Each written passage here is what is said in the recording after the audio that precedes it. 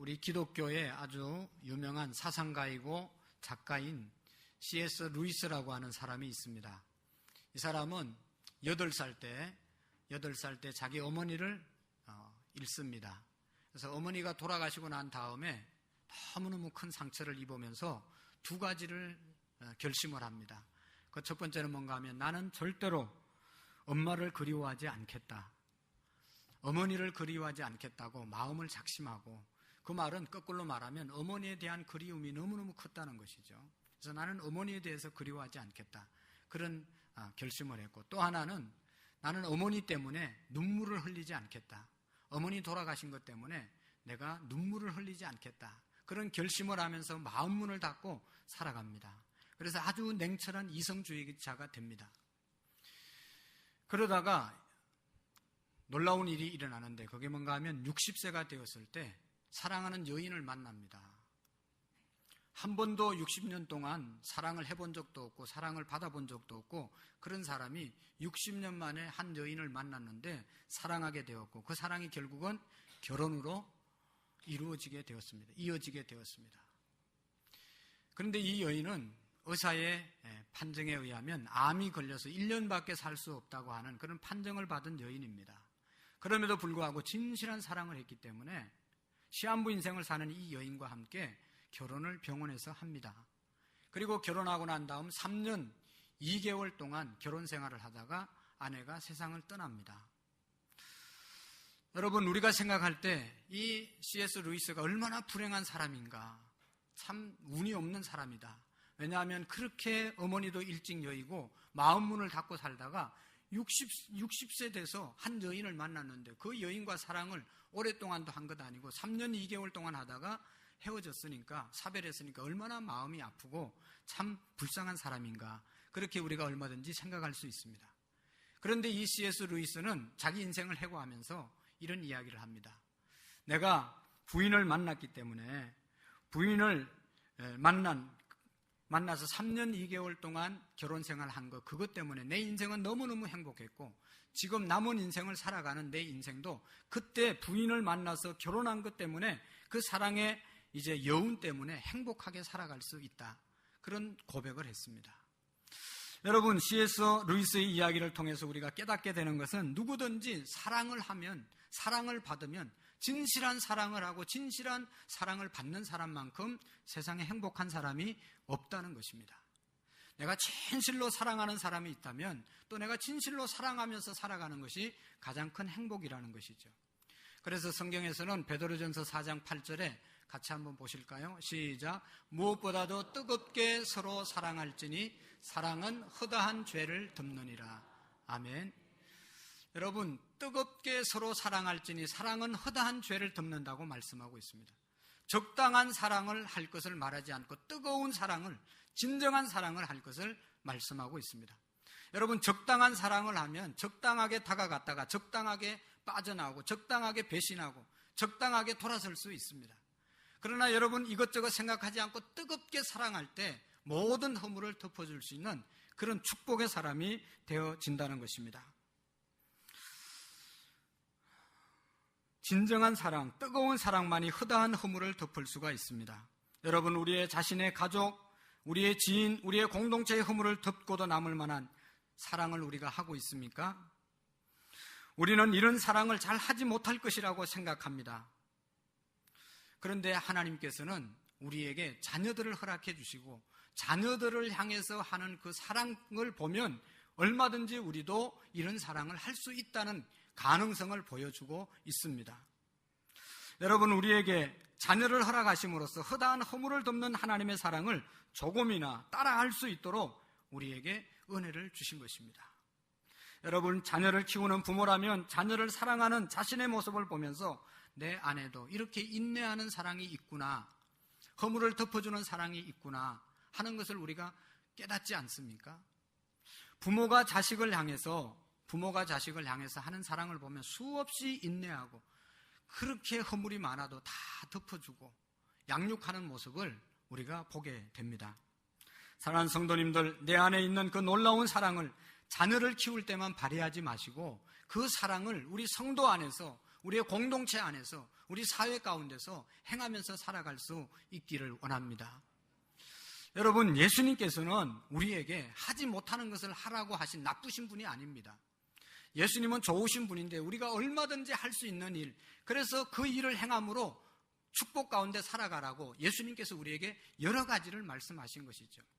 예수님이 요것하라 그렇게 말씀하시고 못하면 벌을 주기 위해서 예수님이 뭘 하라고, 하나님이 뭘 하라고 말씀하신 것이 아닙니다. 얼마든지 하나님이 말씀하신 것을 내가 행할 수 있기 때문에 하라고 하신 것입니다. 지난주에 말씀드렸던 예수님께서 하신 말씀은 오리를 가고자 하는 자에게 십리까지 동행해 주어라. 여러분, 우리가 이걸 왜 못하겠어요? 오리를 가려고 하는 사람에게 십리를 가주라. 이건 얼마든지 마음만 먹으면 함께 할 수 있는 것입니다. 내가 마음이 없어서 안 하는 것이지, 내가 마음이 없어서 못하는 것이지, 내 마음만 있으면 얼마든지 십리까지는 걸어가 줄 수 있는 사람들입니다. 여러분, 사랑이라는 것이 그런 것 아니겠습니까? 우리가 사랑할 수 없는 사람이 없습니다. 성령님께서 우리에게 은혜를 주시면 원수까지도 사랑할 수 있기 때문에 원수를 사랑하라고 예수님께서 우리에게 말씀하신 것입니다. 우리 모든 성도들에게 원수를 사랑할 수 있는 힘이 내재되어 있다는 것입니다. 저는 우리 교회 성도님들이 정말로 이곳에 오는 모든 분들이 허다한 허물을 덮을 수 있는 뜨거운 사랑으로 충만해질 수 있기를 원합니다. 다른 건 못하더라도 사랑으로 여기에 오는 사람의 허물을 다 덮어줄 수 있는 교회가 되기를 원합니다. 여러분, 어떤 배우자가 좋은 배우자이겠습니까? 오늘 우리는 너무 이기적이어서 상대방이 나의 허물을 덮어주고 나를 위해주기만을 바랍니다. 그러나 여러분, 정말로 좋은 배우자는 정말로 나의 모든 허물을 덮어줄 수 있는 사람, 그런 사람이 좋은 배우자가 아니겠습니까? 반듯하고 모범적인 능력 있는 그러한 배우자도 고맙고 유익한 배우자가 될 수 있겠지만 더 좋은 배우자는 예수 그리스도의 사랑으로, 그 사랑으로 나를 품어주고 나의 모든 허물을 덮어줄 수 있는 그런 배우자가 더 좋은 배우자가 아니겠습니까? 여러분, 이와 마찬가지로 교회도 허물이 있는 교회가 좋은 교회가 되어질 수 있습니다. 왜냐하면 여러분, 허물이 많아야 그 사랑으로 그 허물을 덮어가면서 신앙생활을 할 수 있지 않겠습니까? 우리는 때때로 우아하고 교양 있는 사람들만 많이 모이면 좋겠다, 그런 교회를 이루었으면 좋겠다 생각할지 모르지만, 그러면 사랑으로 그 허물을 덮어줄 수 있는 사람이 없지 않습니까? 사랑으로 허물을 덮어줄 수 없으면 그 어떻게 신앙생활이라고 말할 수 있겠습니까? 사랑하는 성도 여러분, 공동체 안에서 다른 사람의 잘못을 지적하고 분위기를 흐리는 사람들이 있습니까? 그래서 그 사람들 때문에 힘들어하고 갈등을 느끼는 그런 사람이 있습니까? 여러분, 그럴 때 우리가 무엇을 해야 됩니까? 그 사람들의 허물을 덮어주는 그런 마음이 작동되어져야 되는 것입니다. 그 허물을 덮어주는 것이 교회가 되어져야 하는 것입니다. 힘들지만 그런 사람들을 사랑으로 품어 그 사람을 변화시키는 것이 좋은 교회이고 감동이 있는 교회인 줄로 믿습니다. 사랑하는 성도 여러분, 여러분이 속한 공동체에 문제가 있습니까? 그럼 그 문제를 사랑으로 해결하면 되는 것입니다. 문제가 없습니까? 그럼 문제 있는 사람을 데려와가지고 그 문제를 내가 사랑으로 품어줄 수 있어야 된다는 것입니다. C.S. 루이스가 3년 2개월 동안 아내와 쌓았던 사랑의 추억이 그 이후의 삶에 큰 영향을 미친 것처럼 교회는 바로 이런 사랑의 추억을 제공해주는 장소가 되어져야 합니다. 여러분, 어떤 교회가 좋은 교회입니까? 어떤 교회가 좋은 교회입니까? 저의 소원은 좋은 교회를 만드는 것이 저의 소원입니다. 좋은 교회가 되는 것은 교회 안에서 사랑의 추억이 많은 교회가 좋은 교회입니다. 교회 안에서 많은 사랑의 추억을 만드는 교회가 좋은 교회가 되어질 수 있고, 그래서 우리 교회는 교회 안에서 사랑의 추억을 만들도록 일을 하는 것입니다. 두 가지 사랑의 추억을 만들 수 있는데, 하나는 성도 간의 사랑의 추억이 많은 교회가 좋은 교회입니다. 우리가 지금까지 신앙생활을 하면서 성도들 간에 사랑의 추억이 많이 있는 사람은 이 교회를 떠날 수 없고 예수님의 품을 떠날 수가 없습니다. 그 사랑의 추억만 생각하면 다시 마음이 사랑스러워지고 열정이 다시 일어나기 때문입니다. 교회가 좋은 교회는 정말로 성도들 간에 허물을 덮어주고 사랑의 추억을 만드는 교회가 좋은 교회다. 여러분, 이 말씀을 준비하면서 제 어린 시절을 한번 돌아보았습니다. 저는 대단히 평범하게 자랐습니다. 아니, 또 시골에서 가난하게 자랐습니다. 공부를 특별히 잘한 기억이 없습니다. 학교에서 초등학교 때부터 고등학교 때까지, 대학을 졸업할 때까지 임원을 해본 적이 없습니다. 학교에서 늘 이제 수업료를 낼 때가 되면, 그 등록금을 낼 때가 되면 빨리 내야 되는데 이걸 빨리 못 내서 몇 번 불려갔다가 나중에는 부모님 데리고 오라고 그렇게 이야기할 정도로 선생님 앞에 가면 늘 고개를 숙여야 되는 그런 시간을 보냈습니다. 또 얼마나 가난했는지, 이런 여름에 이제 방학이 돼서 집에 있으면 동네 자전거 타고 아이스크림 장사 아저씨가 옵니다. 아이스케이키 하면서. 그러면 먹고 싶어서 침이 질질 흐르는데 뭐 돈이 있어야 사 먹죠. 그래가지고 온 집안을 뒤져보면 비루푸대가 있습니다. 그것도 막 절반쯤 바닥에 묻힌 비루푸대가 있어요. 그럼 그걸 막 뜯어가지고, 그걸 막 캐가지고 달려가서, 닦아가지고 달려가서 하드를 아이스크림을 사 먹은 적이 있습니다. 또 그것도 없으면 깨진 밥그릇, 국그릇, 뭐 숟가락 뭐 이런 거 가져가가지고 사 먹고, 또 어떨 때는 보리추수를 해놓은 것을 그거를 독에 가가지고 퍼가지고 말이죠, 갖다 바꿔먹고, 이렇게 가난하게 성장을 했습니다. 그래서 학교에 가든지 어디를 가든지 별로 길을 필 시간이 별로 없습니다. 저희 마을에, 우리 마을에서 제일 잘 사는 친구가 있었는데, 그 친구 아버지는 이 한의사를 했습니다. 그래서 돈이 늘 있습니다. 그래서 이 친구는 학교 마치면 집에 올 때마다 가게에 들려서 항상 먹을 것을 사가지고 혼자 계속 먹으면서 옵니다. 그리고 우리 친구 7, 8명이 계속 주변에 쫙 이렇게 포진해가지고, 이 가까이 있어야 하나라도 얻어먹으니까 막 바짝 붙어가지고 그 친구 입을 막 쳐다보면서 막 계속 가고, 가방도 들어주고, 어떨 때는 막 온 별짓을 다 해가지고 과자 하나 얻어먹겠다고 막 침을 질질 흘리면서 이렇게 따라갑니다. 어떤 날은, 기분 좋은 날은 나눠주고, 어떤 날은 하나도 안 주고 혼자 다 처먹습니다. 얼마나 열을 받는지 몰라요. 여러분, 이렇게 어렵게 생활을 했는데, 그래도 일주일에 한 번 교회만 가면 이거 완전히 내 세상입니다.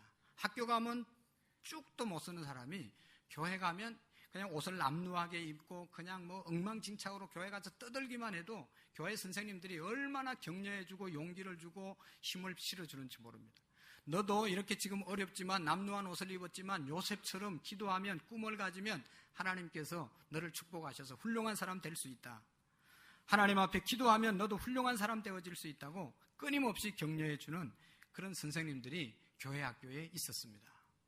일주일 내 기죽어 살다가 교회 가면 내 세상이 되는 겁니다. 여러분, 얼마나 감사한지 몰라요. 교회가 있었다는 것이. 오늘날 우리 교회를 돌아봅니다. 우리 선생님들이 고학력 소유자들입니다. 성경의 지식이 풍부하고 성경 공부 자료가 풍성하고 찬양인도 자료가 얼마나 많이 발전했는지 모릅니다. 그런데 어떻게 된 영문인지, 내가 어릴 때 누렸던 그 사랑의 혜택을 우리의 학생들이 얼마나 받으면서 자라는지, 그것이 의문인 것입니다. 물론 우리 교회 학교 선생님들은 다른 교회에 비해서 얼마나 헌신적으로 우리 학생들을 돌보고 양육하는지 모릅니다. 정말로 주변의 교회와 또 이제 제가 알고 있는 어떤 교회들보다는 정말로 우리 선생님들이 헌신적으로 학생들을 섬기고 세워가고 있습니다. 여러분, 좋은 교회, 그것은 교회 안에서 교우들 간에 좋은 추억을 많이 만드는 것이 좋은 교회가 될 줄로 믿습니다. 그 다음에 두 번째로 좋은 교회는, 여러분, 우리 하나님과의 관계에서 좋은 추억을 많이 만들어야 합니다. 앞에서 말씀드렸던 것처럼 성도들 간의 아름다운 추억을 제공하는 것도 중요하지만 더 건강한 교회가 되기 위해서는 하나님과 성도 한 분 한 분이 개인적으로 하나님과의 추억이 많이 있어야 된다는 것입니다.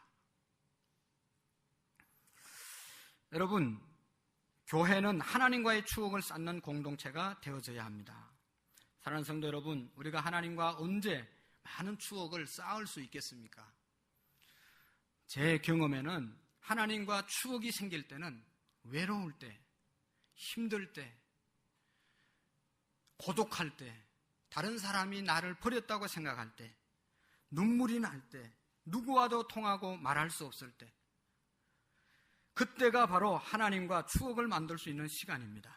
그때 골방에 들어가서 하나님 앞에 눈물을 흘리고 내 마음을 토해놓을 때 하나님과 추억이 쌓이게 되는 것입니다. 여러분, 예수님의 수제자 베드로가 있잖아요. 그는 결정적인 순간에 예수 그리스도를 부인했습니다. 나는 예수님 모릅니다. 나는 예수님 모릅니다. 예수님 모른다고 부인하고 도망갔습니다. 3년 동안 쌓았던 하나님과 예수님과의 관계를 다 버리고 도망갔습니다. 그런데 영원히 도망갔습니까? 다시 돌아왔습니다. 어떻게 해서 베드로가 다시 예수님 부인하고 나는 절대로 예수님 모른다고 부인하고 떠나갔지만 어떻게 해서 다시 돌아왔습니까? 물론 예수님께서 부활하셔서 베드로에게 찾아가서 네가 나를 사랑하느냐? 네가 나를 사랑하느냐? 네가 나를 사랑하느냐? 내 양을 먹이라 내 양을 치라고 말씀. 예수님이 궁극적으로 불러주셨지만 또 한편으로는 베드로와 예수님이 3년 반 동안 지나면서 놀라운 베드로에게 깊은 예수님과의 추억이 담겨져 있는 삶을 살았습니다. 여러분, 베드로의 마음을 담은 친구의 고백이라는 찬양이 있지 않습니까? 이 찬양을 통해서 주님과 베드로가 아름다웠던 그런 추억의 의미를 우리가 생각해 볼 수 있습니다. 그 찬양의 가사를 보면 여러분 한번 보실까요? 아름다웠던 지난 추억들, 사랑했었던 많은 사람들. 한번 읽어볼까요? 멀고도 험한 고난의 길을 나 이제 말없이 주님을 위하여 떠나야지. 수없이 많은 사람들 위해 당신이 바친 고귀한 희생, 영원히 당신과 함께 있고파 사랑의 십자가를 맞이하네.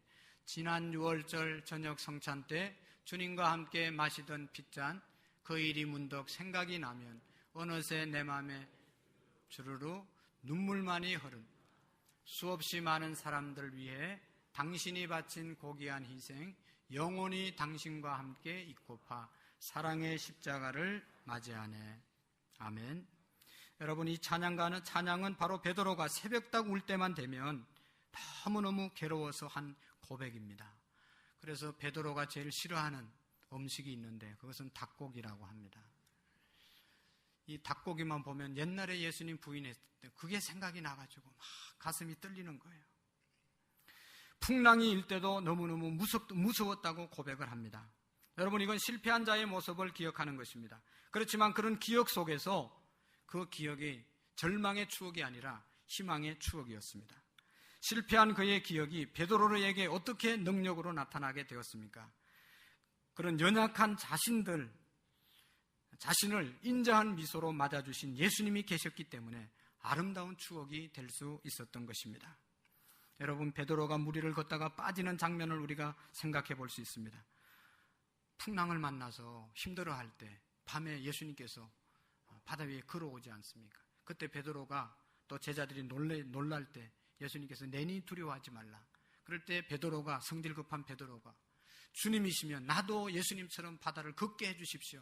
그렇게 말하지 않습니까? 그럴 때 예수님께서 오라고 말합니다.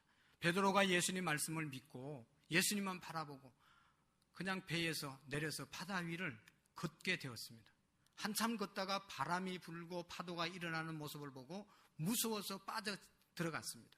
그때 예수님께서 베드로를 바라보고 베드로도 예수님을 바라보고 예수님이 손을 내밀고 베드로를 건져줍니다. 여러분, 예수님께서 그 당시에 그 시간에 베드로의 눈빛을 보고 뭐라고 무언의 말씀을 했겠습니까? 아마도 이렇게 말하지는 않았을 것을. 까불다가 잘 됐다. 누가 그렇게 촐싹거리라고 그래. 너는 항상 그렇게 하는 일마다 촐싹거리다가 그렇게 빠지는 일만 하냐? 실패를 하냐? 고생 좀 해봐라. 그러면서 꼬록꼬록 몇 번 하고 그 다음에 건져준 게 아닙니다. 여러분, 예수님께서 베드로의 손을 잡으시면서 그에게 정말로 거룩한 눈빛을 보냈을 것입니다. 미안해하지 말라. 부끄러워하지 말라. 그렇게 빠져들어가도 괜찮다. 다시 건져주면 되지 않냐. 이런 사랑의 눈빛을 예수님께서 보냈을 것입니다. 그렇기 때문에 베드로에게는 일생 가장 수치스러운 사건이 될 수 있는 그 일이 예수님과의 관계에 있어서 추억이 될 수 있었던 것입니다. 베드로가 어떻게 그것을 잊을 수 있겠습니까? 그 눈빛을, 예수님의 눈빛을 어떻게 잊을 수가 있겠습니까? 또 여러분, 베드로가 예수님을 이 배신하는 장면을 우리가 한번 생각해 볼 수 있습니다. 예수님은 여기서 재판을 받고 있고, 이쪽 입구에서, 저 입구에서 한 종이 와서, 당신도 예수님과 함께 있던 사람이죠. 예수님의 제자죠. 베드로가 예수님 그 옆에 있는데도 불구하고, 아니다, 나는 예수님을 절대로 모른다, 절대로 모른다고 3번이나 부인합니다. 그때 예수님께서 베드로를 바라보고, 그 베드로를 바라보는 눈빛이 어떠했겠습니까? 예, 배신자야, 내가 그렇게 말하지 않았냐? 내가 그럴 줄 알았다. 그렇게 말하지 않았습니다. 예수님은 정말로 사랑의 눈빛으로 그를 바라보게 되었습니다. 그러면서 아마도 베드로야, 미안해하지 말라. 내가 미리 말했잖아. 네가 그렇게 약하기 때문에 너는 나를 의지해야 되는 것이야. 베드로가 예수님의 눈빛을 바라보고 무너질 수밖에 없던 그런 마음이 다시 일어나게 된 것입니다. 죄책감과 절망감으로 평생 자기를 괴롭힐 수 있는 그런 순간에 예수님의 눈빛이 아름다운 추억으로 바뀌었다는 것입니다. 여러분, 가룟 유다는 불행한 인생이 되었습니다. 왜냐하면 예수님을 팔고 결국은 자기가 목을 메어서 자살했잖아요. 예수님께서 가룟 유다에게 수없이 사랑의 눈빛을 보냈습니다. 너 그렇게 살면 안 된다. 예수님께서 여러 번 네가 나를 배신할 것이다, 그런 눈빛을 계속 보냈습니다. 그렇게 살면 안 된다고 사랑의 눈빛을 보냈는데도 불구하고, 용서의 눈빛을 보냈는데도 불구하고 가룟 유다는 그것을 깨닫지 못하고 자기의 죄책감으로 자기 인생을 끝내버리고 말았던 것입니다. 사랑하는 성도 여러분, 우리가 내가 얼마나 고결하게 살아야 되고, 내가 얼마나 순결하게 살아야 되고, 내가 얼마나 흠이 없이 티가 없이 살아야 하는가, 그렇게 살기 위해서 살아가는 사람은 바리새인처럼 신앙생활 잘못하는 사람들입니다. 우리가 분명히 기억해야 할 것은 어떤 죄를 지었든지 여러분 상관이 없습니다. 그 죄를 가지고 주님 앞에 나아갈 때 주님께서 아름다운 추억을 우리에게 만들어 주실 줄로 믿습니다.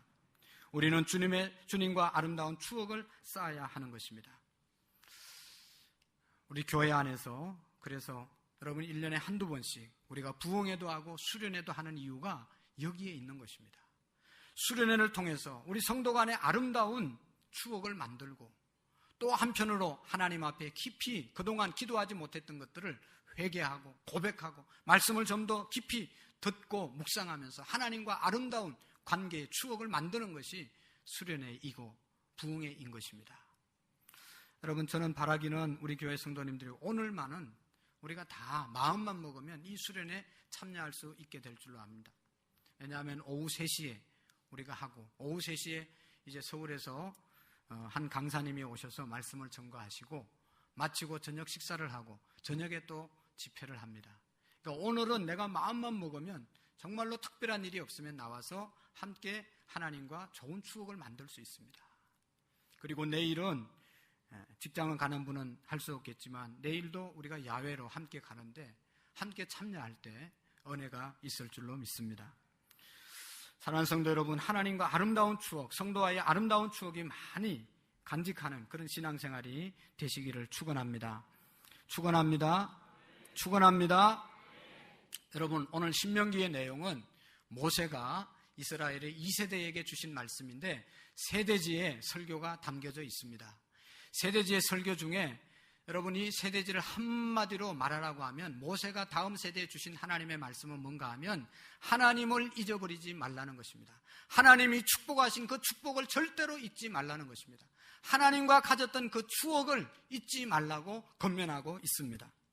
여러분, 하나님과의 아름다운 추억을 잊지 않는 것이 무엇입니까? 3가지로 말씀드릴 수 있는데 그 첫 번째가 뭔가 하면 하나님의 명령을 지켜 행하는 것입니다.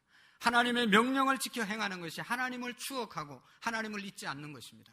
하나님을 추억한다는 것은 예수님의 사진을 들고 다니면서 수시때때로 보는 것이 아니라 내 감정으로 나는 하나님 늘 묵상한다, 하나님 생각한다, 하나님과 아름다운 추억을 내 감정적으로 생각하는 것이 아니라 하나님의 명령을 구체적으로 실행하는 것이 하나님과의 추억을 기억하는 것입니다.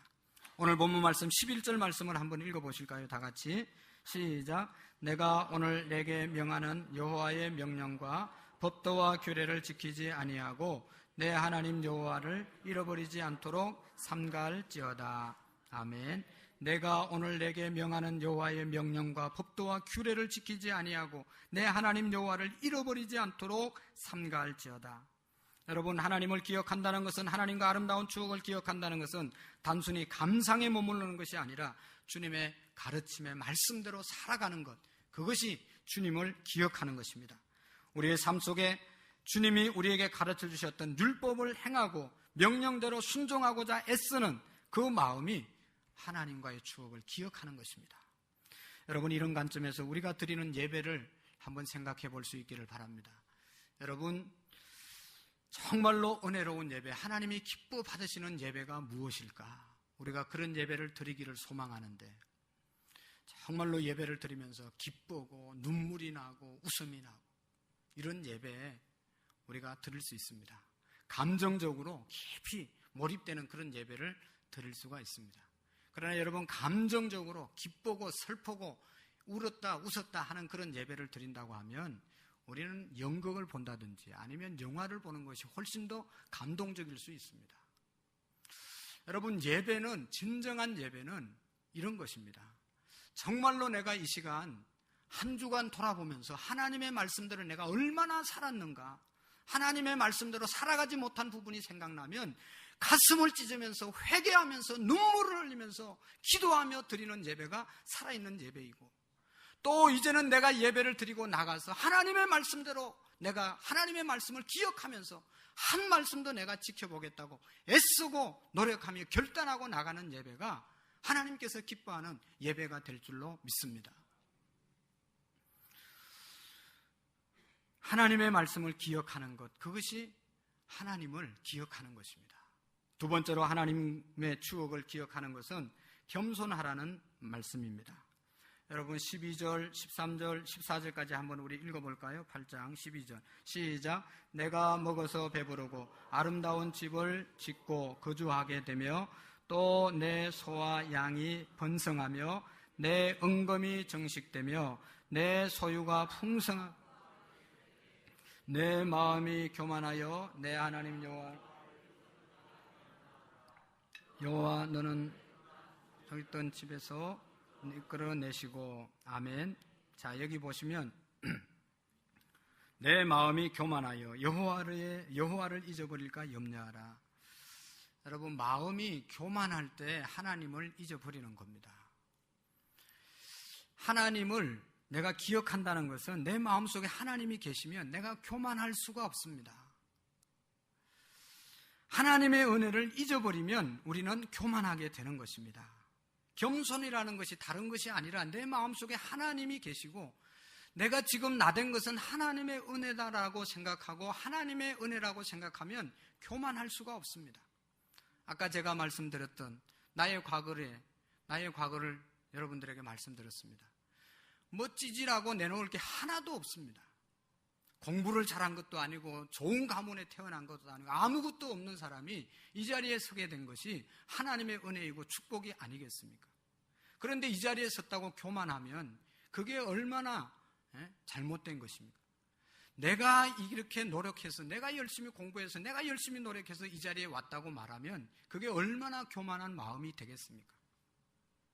그렇게 아무것도 없던 사람들이 오늘 이 자리에 있게 된 것이 하나님의 은혜인 줄로 믿습니다.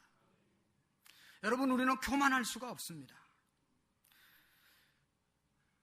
저는 목회하면서 또 지금까지 살아오면서 별로 힘든 게 없습니다. 어떤 사람은 아유 얼마나 힘드냐고 그러는데 힘든 길 뭐가 힘듭니까, 여러분?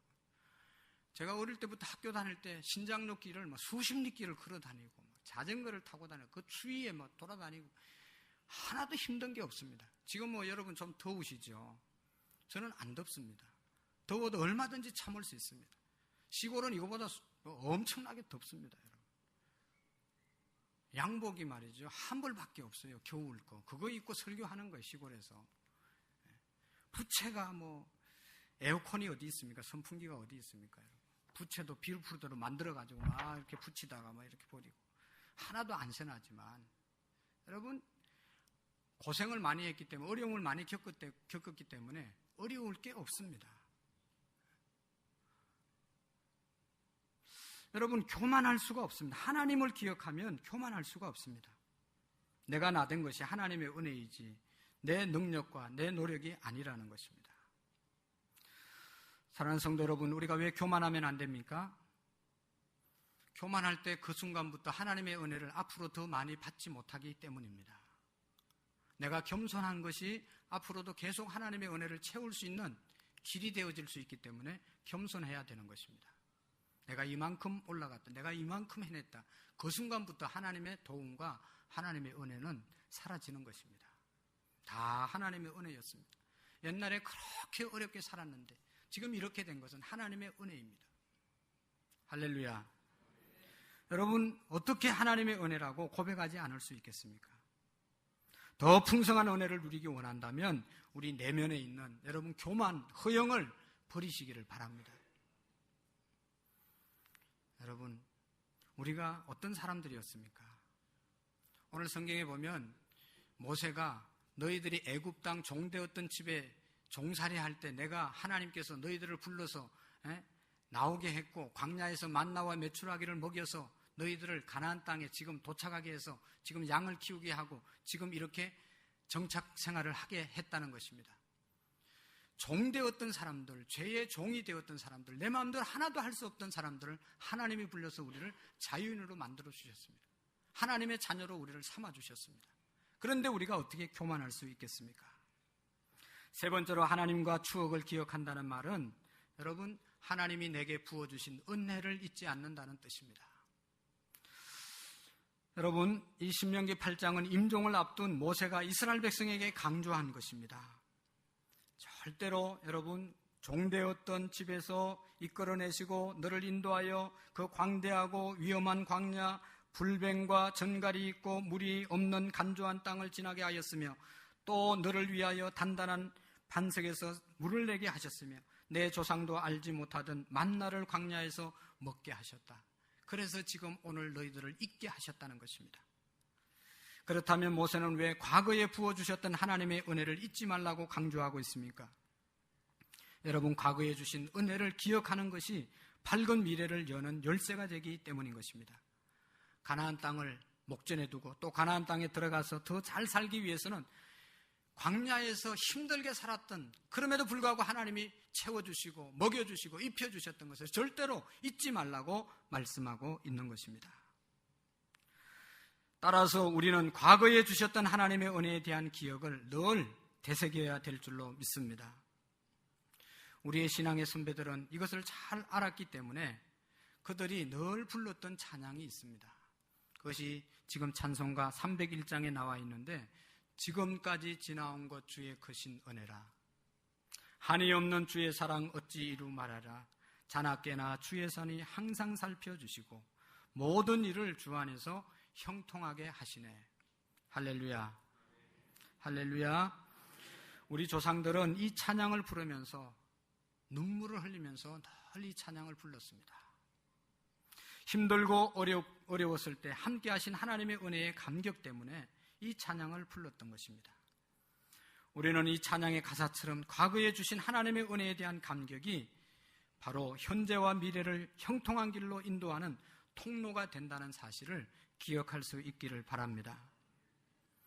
여러분, 아무리 여러분 생각해도 오늘 우리가 이만큼 잘 먹고 잘 사는 것은 비참하고 가난했던 과거를 잘 극복한 우리 윗대의 어른들 때문입니다.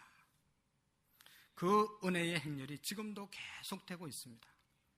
여러분, 세계 어느 곳에 나가더라도 우리나라 관광객이 안 가는 곳이 없습니다. 세계에서 온 관광객 중에 제일 옷을 잘 입고 제일 맛있는 걸 먹고 다니는 사람들이 대한민국 사람들입니다. 우리의 제품들이 세계를 제패하고 있습니다. 여러분, 어떻게 이렇게 되어졌습니까? 이것이 다 하나님의 은혜인 것입니다. 여러분들은 아멘을 안 해서 참 은혜가 없는 것 같아요. 2부 예배 때는 아멘을 얼마나 크게 하고 다 하나님의 은혜에 깊이 잠기는 시간이 되었는데, 여러분, 1960년대, 70년대 모진 세월을 참고 인내하신 우리 부모님 세대들이 있었기 때문에 오늘 우리가 있는 것입니다. 저는 정말로 우리 교회 성도님들 70대, 또 60대 후반의 성도님들을 보면 너무너무 귀하고 감사합니다. 오늘 우리가 잘난 게 뭐가 있어요? 아까도 얘기했지만 그렇게 열악한 상황 속에서 오늘 우리처럼 잘 사는 나라가 세계 어디에 있습니까? 정말로 너무너무 잘 먹고 잘 살고 이렇게 호의호식하는 것이 다른 데 있는 것이 아니라 하나님의 은혜인 것입니다. 우리는 살아있는 동안 이 은혜를 절대로 잊지 않기를 바랍니다. 우리가 누리고 있는 이 풍요 속에서 우리 아버지 시대, 우리 할아버지 세대, 우리 할머니 세대, 그들의 수고와 헌신이 담겨 있다는 사실을 절대로 잊지 않기를 바랍니다. 그들의 기도의 덕분, 그들의 헌신적인 헌신을 통해서 하나님의 은혜가 이 땅 가운데 임하게 된 것이고 오늘 이 자리에 우리가 있게 된 것입니다. 비록 우리가 하나님의 은혜로 형통한 삶을 누리고 있더라도 우리 스스로 얼마나 보잘것없고 얼마나 낮은 자인지를 우리가 잊어버리면 그때부터 우리는 망하게 될 것입니다. 사랑하는 성도 여러분, 머릿속에 여러분들의 지난 세월을 한번 잘 새겨보시기를 바랍니다. 과거에 외롭고 힘들고 가난하고 헐벗고 그럴 때가 있지 않았습니까? 그때 하나님을 부르셨을 때 하나님께서 우리를 도와주지 않았습니까? 저는 수없이 그런 은혜를 경험하게 되었습니다. 그렇기 때문에 하나님의 은혜를 잊을 수가 없는 것입니다. 하나님이 나를 만나주신 그 추억을 잊을 수가 없습니다. 새벽 기도를 하루도 빠지지 않고 나오는 성도님들, 새벽 기도에 대한 하나님과의 깊은 추억이 있기 때문에 나와서 기도하는 것입니다. 하나님 앞에 물질을 드리고 헌신하는 사람들, 하나님 앞에 드림으로 오는 기쁨과 하나님과의 깊은 추억이 있기 때문에 그 일을 하는 것입니다. 사랑하는 성도 여러분, 우리 모두가 하나님께서 부어주신 그 은혜를 다시 한번 새롭게 기억하는 시간이 될 수 있기를 원합니다. 그 은혜로, 그 추억으로 지금의 어려움도 우리가 넉넉히 이길 수 있다면 얼마나 우리의 삶이 풍성해지겠습니까? 사랑하는 성도 여러분, 오늘 모세가 우리에게 주시는 하나님과의 추억을 많이 만들고 하나님이 내게 주신 그 은혜를 잊지 않는 저와 여러분들이 되기를 축원합니다. 기도하겠습니다. 하나님